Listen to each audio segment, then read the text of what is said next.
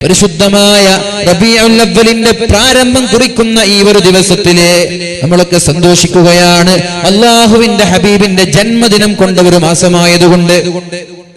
തബ്ബത് യദാ അബീ ലഹബിൻ വതബ് മാ അഗ്നാ അൻഹു മാലുഹു വമാ കസബ് സയസ്ലാ നാറൻ ذات ലഹബ് വംറഅതുഹു ഹമ്മാലത്തൽ ഹതബ് ഫീ ജീദിഹാ ഹബ്ലും മിൻ മസദ്. അല്ലാഹു പറഞ്ഞില്ലേ, അബൂലഹബ് നശിക്കട്ടെ, അബൂലഹബിന്റെ ഭാര്യയും നശിക്കട്ടെ, അബൂലഹബിന്റെ മക്കളോ അബൂലഹബിന്റെ സമ്പത്തോ യാതൊരു ഉപകാരവും അവന് ചെയ്തു കൊടുത്തിട്ടില്ല. സയസ്ലാ നാറൻ ذات ലഹബ്, ആളിലേക്ക് അബൂലഹബ് പ്രവേശിക്കുക തന്നെ ചെയ്യുമെന്ന് അല്ലാഹു പറയുമ്പോ അബൂലഹബിനെ സ്വപ്നം കാണുന്നുണ്ടല്ലോ. മഹാന്മാരായ ഇബ്നു അബ്ബാസ് റളിയല്ലാഹു അൻഹുവിനെ പോലെയുള്ള മഹാന്മാർ ഉദ്ധരിക്കുന്ന ഒരു സംഭവമാണല്ലോ ഇത്. അബൂലഹബിന്റെ വഫാത്തിന് ശേഷം എങ്ങനെയാണ് അബൂലഹബ് ലോകത്തോട് വിട പറഞ്ഞത്? അല്ലാഹുവിന്റെ ഹബീബിന്റെ കൊടിയ ശത്രുവാണല്ലോ. അല്ലാഹുവിന്റെ ഹബീബിനെ വേദനിപ്പിക്കാത്ത വഴികളില്ല, ഹബീബിനെ മോശമായിട്ട് ആക്ഷേപിക്കാത്ത ദിവസങ്ങളില്ല. അല്ലാഹുവിന്റെ റസൂലിന്റെ ശക്തമായ കടുത്ത ശത്രുവായ അബൂലഹബ് മരിക്കുന്നത് തന്നെ ആരാരും നോക്കാനില്ലാതെ, ആരാരും ശ്രദ്ധിക്കാനില്ലാതെ മാരകമായ രോഗം ശരീരത്തിലേക്ക് പിടിപെട്ടിട്ട് പുഴുക്കളും മറ്റുള്ള എല്ലാ ജന്തുക്കളും, എല്ലാ ഇഴജന്തുക്കളും ശരീരത്തിൽ കയറിക്കൂടി മറ്റുള്ള ആളുകൾ പേടിച്ചുപോയി. ആ രോഗം നാട്ടിലേക്ക് പടർന്ന് പന്തലിക്കുമോ എന്ന് കുടുംബക്കാര് പോലും മറമാടാനുണ്ടായിട്ടില്ല, സുഹൃത്തുക്കൾ പോലും മറമാടാനുണ്ടായിട്ടില്ല. പിന്നെ എന്താണ് ചെയ്തത്? ചത്തുപോയ മാസങ്ങളായി കിടന്ന ആ ദുർഗന്ധം നമിക്കുന്ന ശരീരത്തെ വലിയ ഒരു കുഴിയുണ്ടാക്കി, വലിയ ഒരു കുന്തം കൊണ്ടുവന്ന് ആ കുന്തം കൊണ്ട് ആ ശരീരത്തെ തള്ളിയിട്ട് കുഴിയിലേക്ക് നീക്കിയിട്ടാണ് മറമാടിയത്. കൈക്കൊണ്ടാളുകൾ സ്പർശിച്ചിട്ടില്ല, കൈക്കൊണ്ടാളുകൾ തൊട്ടിട്ടില്ല. കാരണം എന്തേ? ഹബീബിനെ ആക്ഷേപിച്ചതാണ് കാരണം, ഹബീബിനെ ചീത്ത പറഞ്ഞതാണ് കാരണം. അല്ലാഹു നരകത്തിലാണ് എന്ന് വ്യക്തമായി ഖുർആനിൽ പ്രതിപാദിച്ച അബൂലഹബിനെ സ്വപ്നം കാണുകയാണ് അദ്ദേഹത്തിന്റെ ചില ആളുകൾ, ചില ചങ്ങാതിമാർ. ഇങ്ങനെയുണ്ട്, എവിടെ? ഞാൻ നരകത്തിലാണ്, നരകത്തിന്റെ ശിക്ഷ അനുഭവിച്ചു കൊണ്ടിരിക്കുകയാണ്. പക്ഷേ നരകത്തിന്റെ വേദനാജനകമായ ശിക്ഷ ഖബറിന്റെ ഗത്തളങ്ങളിൽ ഞാൻ അനുഭവിക്കുന്നുണ്ടെങ്കിലും എല്ലാ തിങ്കളാഴ്ച രാത്രിയിലും എന്റെ വിരലുകൾക്കിടയിലൂടെ മനോഹരമായ ഒരു പാനീയവും ഒരു കുളിർമയും എനിക്ക് ലഭിക്കാറുണ്ട്. ഇത് പറയുന്നത് അബൂലഹബാണ്, അല്ലാഹുവിന്റെ ഹബീബിന്റെ കൊടിയ ശത്രു. നരകത്തിലാണെന്ന് പരിശുദ്ധ ഖുർആൻ ആണയിട്ട് പറഞ്ഞ അബൂലഹബിനെ എല്ലാ തിങ്കളാഴ്ച രാത്രിയിലും അവന്റെ വിരലുകൾക്കിടയിലൂടെ നല്ല കുളിർമയുള്ള വെള്ളം വരാറുണ്ട്, സന്തോഷവും ആശ്വാസവും ലഭിക്കാറുണ്ട്. അതെന്തേ?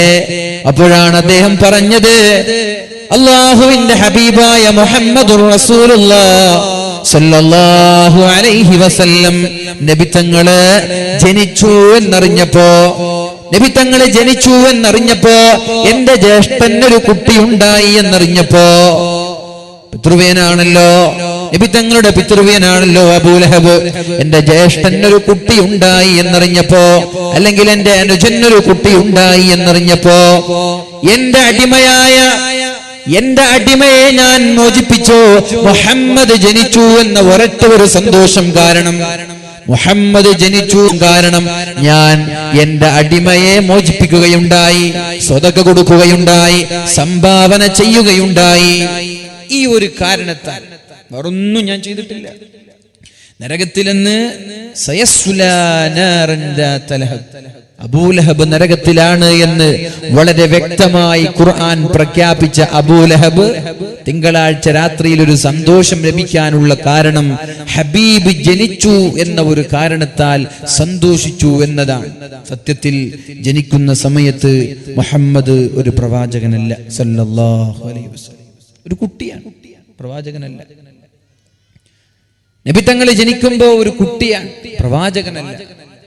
40-ാമത്തെ വയസ്സിലാണ് നുബുവത്ത് ലഭിക്കുന്നത്. പ്രവാചകൻ പോലുമല്ലാത്ത ഒരു സമയത്ത് ഹബീബിന്റെ ജന്മദിനം ആഘോഷിച്ചു എന്ന ഒരു കാരണത്താൽ എനിക്ക് നരകത്തിൽ പോലും സന്തോഷം ലഭിക്കും. ഈ ഒരു സംഭവം ഉദ്ധരിച്ചുകൊണ്ട് മഹാന്മാരായ പണ്ഡിതന്മാര് പഠിപ്പിക്കുന്നുണ്ട്, അബൂലഹബിന് നരകത്തിലേക്ക് പോവേണ്ട, ഒരു സുജൂദ് പോലും ചെയ്യാത്ത, ഒരു സാഷ്ടാംഗം പോലും ചെയ്യാത്ത, നിസ്കരിക്കാത്ത അള്ളാഹുവിന്റെ ഹബീബിന്റെ കൊടിയ ശത്രുവായ അബൂലഹബിന് റസൂലിന്റെ ജന്മദിനം കൊണ്ട് സന്തോഷിച്ചത് കാരണം അള്ളാഹു സന്തോഷം നൽകിയിട്ടുണ്ടെങ്കിൽ പിന്നെ എന്തുകൊണ്ട് നമ്മൾക്ക് ലഭിക്കൂല? എന്തുകൊണ്ട് നമ്മൾക്ക് ലഭിക്കൂല? 5 വക്തും നിസ്കരിക്കുന്ന, അല്ലാഹുവല്ലാതെ മറ്റൊരു ദൈവമില്ല എന്ന് വിശ്വസിക്കുന്ന, ഏകനായ അല്ലാഹുവിൽ മാത്രം വിശ്വസിക്കുന്ന, മുഹമ്മദുർ റസൂലുള്ളാഹ് അല്ലാഹുവിന്റെ പ്രവാചകനാണ് എന്ന് വിശ്വസിക്കുന്ന, ബഹുദൈവ വിശ്വാസികളല്ലാത്ത ഏകനായ അല്ലാഹുവിൽ മാത്രം വിശ്വസിക്കുന്ന മുഅ്മിനീങ്ങളായ ഖിബലയിലേക്ക് മുന്നിട്ട് 5 വഖ്ത് നിസ്കരിക്കുന്ന നമ്മൾക്ക് എങ്ങനെ പ്രതിഫലം ലഭിക്കാതിരിക്കുമെന്ന് പണ്ഡിതന്മാര് ചോദിക്കുമ്പോ, എന്റെ പുതുപ്പറമ്പിലെ ചെറുപ്പക്കാരാ, പിന്നോട്ട് പോവേണ്ട സമയമല്ല ഇത്. ഇതിനെതിരെ ശബ്ദിക്കുന്നവർ അവർ ഖുർആനിന്റെയും ഹദീസിന്റെയും മുകളിലൂടെ ഓടിപ്പോകുന്നവരാണ്, ആഴങ്ങളിൽ ഇറങ്ങാത്തവരാണ്. ഇതിന്റെ ആഴങ്ങളിലേക്ക് ഇറങ്ങിയാലേ ഇതിന്റെ മാധുര്യം ലഭിക്കാൻ പറ്റുകയുള്ളൂ. ഇതിന്റെ ആഴങ്ങളിൽ ഇറങ്ങണം. അതിനിങ്ങനെ ഒരു നൂൽ പോലെ, തീവണ്ടിയുടെ ട്രെയിനിന്റെ ബോഗികൾ പരസ്പരം ബന്ധിക്കപ്പെട്ട് കിടക്കുന്നത് പോലെ, ആദ്യത്തെ ബോഗി ആ എഞ്ചിനിൽ നിന്ന് ഡിസ്കണക്ട് ആക്കിയാലും എഞ്ചിനെ പോകും, മറ്റതൊക്കെ അവിടെ നിന്നു.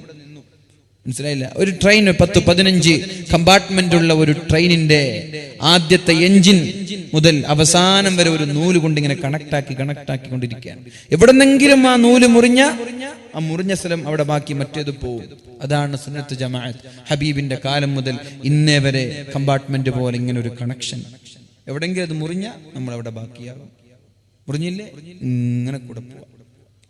ഇജാസത്തോടെ പണ്ഡിതന്മാരിൽ നിന്ന് പണ്ഡിതന്മാരിലേക്ക്, ഔലിയാക്കളിൽ നിന്ന് പരമ്പരകളായി കടന്നു വന്ന പരിശുദ്ധമായ സുന്നത്ത് ജമാഅത്തിന് നേതൃത്വം നൽകുന്ന ആളുകൾ, സുന്നത്ത് ജമാഅത്ത് പിന്തുടർന്ന് ജീവിക്കുന്ന നമ്മൾ പിന്നോട്ട് പോവേണ്ട സമയമല്ല ഇത്. അല്ലാഹു നമ്മൾക്ക് ആഫിയത്ത് നൽകട്ടെ, അല്ലാഹു നമ്മൾക്ക് ആരോഗ്യം നൽകട്ടെ. റസൂലുള്ളാഹി സ്വല്ലല്ലാഹു അലൈഹി വസല്ലമ തങ്ങളുടെ സ്വഹാബാക്കൾ എന്താണ് ചെയ്തിരുന്നത് എന്നും കൂടി നമ്മൾ ആലോചിക്കണ്ടേ. സ്വഹാബാക്കൾ എന്തായിരുന്നു ചെയ്തിരുന്നത്? ഞാൻ ചോദിക്കട്ടെ, അല്ലാഹുവിന്റെ ഹബീബ് മദീനയിലേക്ക് വരുമ്പോൾ പോലും മദീനക്കാരാഘോഷിച്ചിട്ടുണ്ടല്ലോ. മദീനയിലേക്ക് കടന്നു വരുന്ന അല്ലാഹുവിന്റെ ഹബീബ് മദീനയിലേക്ക് വന്നത് സ്വഹാബാക്കൾ ആഘോഷിച്ചിട്ടില്ലേ? മദീനയിലേക്ക് വന്നത് ആഘോഷിച്ചിട്ടുണ്ട്. എന്നാ പിന്നെ ലോകത്തേക്ക് വന്നത് ഏതായാലും ആഘോഷിച്ചുകൂടെ? ലഖദ് മന്നല്ലാഹു അലൽ മുഅ്മിനീന ഇദ് ബഅസ ഫീഹിം റസൂലാ. അല്ലാഹു ജനങ്ങൾക്ക് നൽകിയ ഏറ്റവും വലിയ അനുഗ്രഹം അത് അല്ലാഹുവിന്റെ റസൂലിനെ അയച്ചു തന്നതാണ്. അല്ലാഹു നമ്മൾക്ക് നൽകിയ ഏറ്റവും വലിയ അനുഗ്രഹം അല്ലാഹുവിന്റെ റസൂലിനെ അയച്ചു തന്നതാണ് എന്ന് ഖുർആൻ പറയാണ്. ലഖദ് മന്നല്ലാഹു അലൽ മുഅ്മിനീന ഇദ് ബഅസ ഫീഹിം റസൂലാ. നമ്മൾക്ക് ലഭിച്ച അനുഗ്രഹങ്ങളിൽ ഏറ്റവും വലിയ അനുഗ്രഹം ഏതാ? 2 നില വീട് കെട്ടിയതാണോ? ആണോ? വലിയൊരു മെഴ്സിഡീസ് ബെൻസ് മുന്നിൽ വെച്ചതാണോ? ചെറുപ്പക്കാരെ റോയൽ എൻഫീൽഡ് ബുള്ളറ്റ് എടുത്ത് കറങ്ങലാണോ? എന്താ ഏറ്റവും വലിയ നിഅമത്ത്? എന്താ? അല്ലാഹുവിന്റെ ഹബീബ് സല്ലല്ലാഹു അലൈഹി വസല്ലം ഭൂമിയിലേക്ക് അയച്ചു എന്നതാണ്. മഹാനായ സുലൈമാൻ നബി അലൈഹിസ്സലാമിന്റെ മോതിരത്തിലുള്ള സീല്, ആ സീലിൽ കൊത്തിവെച്ചിരുന്നത് മുഹമ്മദ് എന്ന നാമമായിരുന്നു എന്ന് പണ്ഡിതന്മാർ രേഖപ്പെടുത്തുന്നുണ്ട്. സുലൈമാൻ നബി അലൈഹിസ്സലാം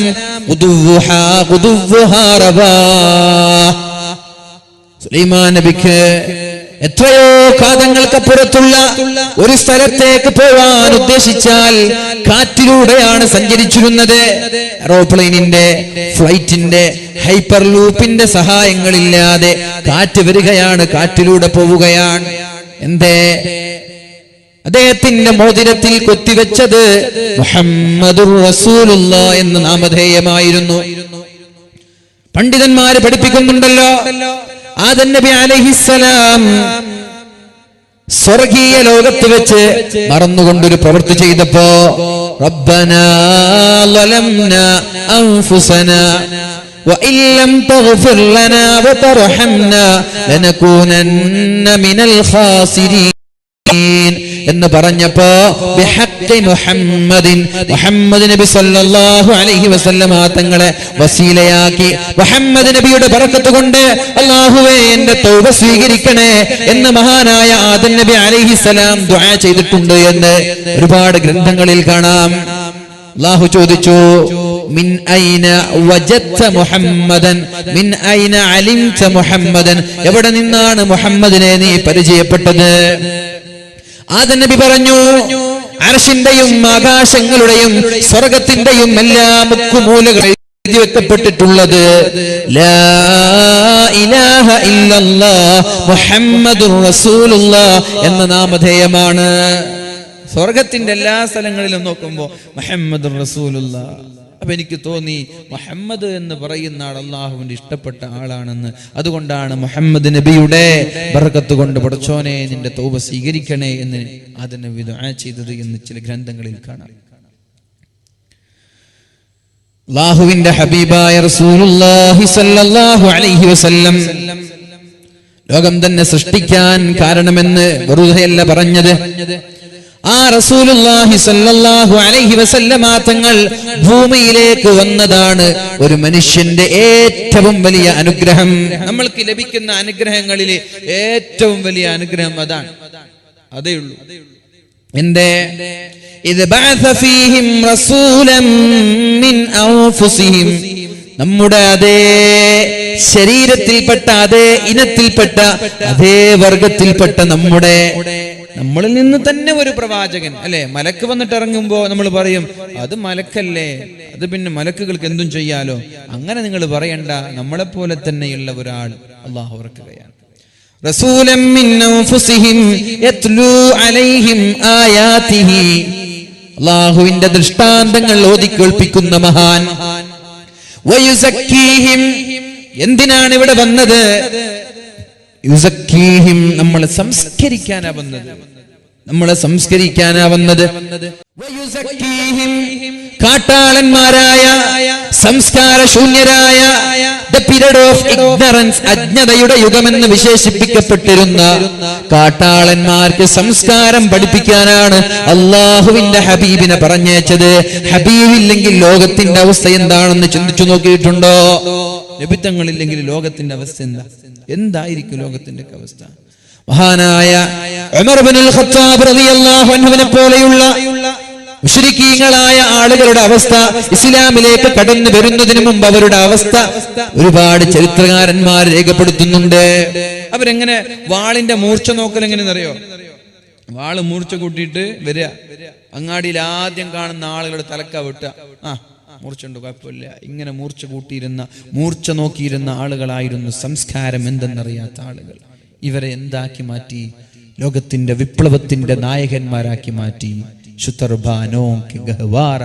ആടിനെ മേച്ചിരുന്ന ഒരു കൂട്ടം ആളുകളെ ലോകത്തിന്റെ നേതാക്കന്മാരാക്കി മാറ്റി പരിശുദ്ധ റസൂൽ സല്ലല്ലാഹു അലാ മുഹമ്മദ് സല്ലല്ലാഹു അലൈഹി വസല്ലം. ആലോചിക്കണ്ടേ നമ്മള്? കാട്ടാളന്മാരായ വാളിന്റെ മൂർച്ച പോലും നോക്കിയിരുന്നത് ആദ്യം കാണുന്ന ആളുകളെ വെട്ടിയിട്ടായിരുന്നു. ഇങ്ങനെയുള്ള സംസ്കാര ശൂന്യരായ ആളുകൾക്ക് സംസ്കാരം പഠിപ്പിക്കാനാണ് അള്ളാഹുവിന്റെ ഹബീബ് ലോകത്തേക്ക് കടന്നു വന്നത്. വയുഅല്ലിമുഹുമുൽ കിതാബ്, പരിശുദ്ധ ഖുർആൻ പഠിപ്പിക്കാനാണ് ഹബീബ് കടന്നു വന്നത്. വൽ ഹിക്മ, വിവരം നൽകാൻ, വിജ്ഞാനം നൽകാൻ. വഇൻ കാനൂ മിൻ ഖബ്ലു ലഫീ ളലാലിൻ മുബീൻ, മുമ്പവർ സംസ്കാര ശൂന്യരായ അധപതിച്ച പരാജയത്തിന്റെ കയ്പുനീര് കുടിക്കേണ്ടി വന്ന, സംസ്കാരം എന്തെന്ന് പോലും അറിയാത്ത ഒരു സമൂഹത്തിന് സംസ്കാരം പഠിപ്പിക്കാൻ ലോകത്തേക്ക് പറഞ്ഞയച്ച പരിശുദ്ധ റസൂലുള്ളാഹി സ്വല്ലല്ലാഹു അലൈഹി വസല്ലം, ആ ഹബീബിനെ ലഭിച്ചതാണ് നമ്മുടെ ജീവിതത്തിൽ ഏറ്റവും ഏറ്റവും വലിയ അനുഗ്രഹം. മദീനക്കാരേറ്റവും വലിയ അനുഗ്രഹം ഏതാ? മദീനക്കാരേറ്റവും വലിയ അനുഗ്രഹം ഏതാ? ഇതാ നിങ്ങളെന്താ മുണ്ടാത്ത? മദീനക്കാരുടെ ഏറ്റവും വലിയ അനുഗ്രഹം എന്താ? ത്വലഅൽ ബദ്റു അലൈനാ മിൻ സനിയാതിൽ വദാഇ വജബ ശുക്രു അലൈനാ മാ ദഅ ലില്ലാഹി ദാഇ. അവർക്ക് ഏറ്റവും വലിയ അനുഗ്രഹം മക്കയിൽ ജീവിച്ചിരുന്ന അല്ലാഹുവിന്റെ ഹബീബ് മദീനയിലേക്ക് കടന്നു വന്നതാണ്. എങ്ങനെ അവർ കാത്തിരുന്നു എന്നറിയോ? ഈന്തപ്പന, 2 ഈന്തപ്പനകളിലേക്ക് വലിയ ശീലകൾ കെട്ടി, ഈന്തപ്പനയിലേക്ക് ശീലകൾ കെട്ടി, എന്നിട്ട് ആ ശീലകളിൽ കയറി നിന്ന് നാസ്ത കഴിച്ചിട്ട് നേരെ കയറുന്നത് ഈന്തപ്പനയുടെ മുകളിൽ. ആ ശീലയിൽ ഇരുന്നിട്ട് ദൂരെ നിന്ന് അള്ളാഹുവിന്റെ ഹബീബ് മക്ക മദീനയിലേക്ക് കടന്നു വരുന്നുണ്ടോ എന്ന് 3 ദിവസമാണ് അവർ കാത്തിരുന്നത്. 3 ദിവസം കാത്തിരുന്നു. എങ്ങനെ? വീട്ട് ചെറിയ വീടാണല്ലോ, നമ്മളെ പോലെ 2ഉം 3ഉം നിലയുള്ള വീടിന്റെ മുകളിലൊന്നും കയറാൻ പറ്റൂലല്ലോ. ചെറിയ വീടാണ്, ഒന്ന് ചാടിയാൽ അതിന്റെ റൂഫിലേക്ക് കയ്യെത്തുന്ന വീട്. അങ്ങനെയുള്ള സാഹചര്യത്തിൽ ഈന്തപ്പനകളുണ്ട്. ഒരു തെങ്ങിൽ നിന്ന് അടുത്ത തെങ്ങിലേക്ക് എന്ത് ചെയ്യുക? തുണിക്കഷ്ണം കെട്ടുക. ഇവിടെ ട്രെയിനിൽ പോകുന്ന ആളുകൾക്കറിയാം, അണ്ണാച്ചിമാര് കുഞ്ഞുങ്ങളെ കിടത്തുന്ന ഒരു തൊട്ടിൽ കാണാൻ നിങ്ങൾക്ക് വെസ്റ്റ് കോസ്റ്റിലൊക്കെ പോയാൽ മതി. അപ്പോൾ ജനറൽ ബോഗിയിൽ വെസ്റ്റ് കോസ്റ്റിലൊക്കെ പോകുമ്പോൾ ഇപ്പുറത്തെ ബർത്തിൽ നിന്ന് ഇപ്പുറത്തെ ബർത്തിലേക്ക് ഒരു സാരി കെട്ടും, എന്നിട്ട് അവിടെ കുഞ്ഞിനെ കെട്ടും. മാഷാ അല്ലാഹ് സുഖമായിട്ട് താലോലിക്കും അല്ലേ. അമ്മ കേസിൻ്റെ ഉള്ളിൽ കിടന്നുറങ്ങിയാലും ഉറക്കം വരില്ല. എന്ത് സുഖത്തിലാണ് അച്ഛ കുട്ടികളൊക്കെ ഉറങ്ങുക അല്ലേ. അതുപോലെ ഒരു പനയിൽ നിന്ന് അടുത്ത പനയിലേക്ക്, ഒരു പനയിൽ നിന്ന് അടുത്ത പനയിലേക്ക് ശീലകൾ കെട്ടി കാത്തിരുന്നു മദീനക്കാരായ അൻസ്വാരികൾ. നബി തങ്ങളെ കണ്ടപ്പോ കണ്ണു നിറഞ്ഞവരുടെ പാടാൻ തുടങ്ങി. ത്വലഅൽ ബദ്റു അലൈനാ മിൻ സനിയാതിൽ വദാഇ വജബ ശുക്രു അലൈനാ മാ ദഅ ലില്ലാഹി ദാഇ യാ നബി സലാം അലൈക്കും.